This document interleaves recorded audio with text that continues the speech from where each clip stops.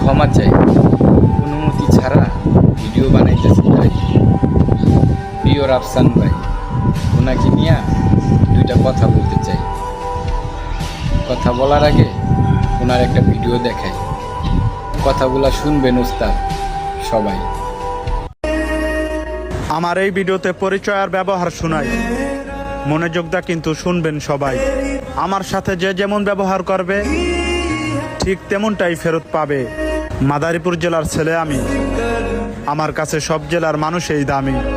কেউ যদি আমার সাথে খারাপ ব্যবহার করে, তার প্রতি বিশ্বাস আর ভালোবাসা সাথে উঠে যাবে আমার মন। শিবচর থানা আমার, কাদিরপুর ইউনিয়ন।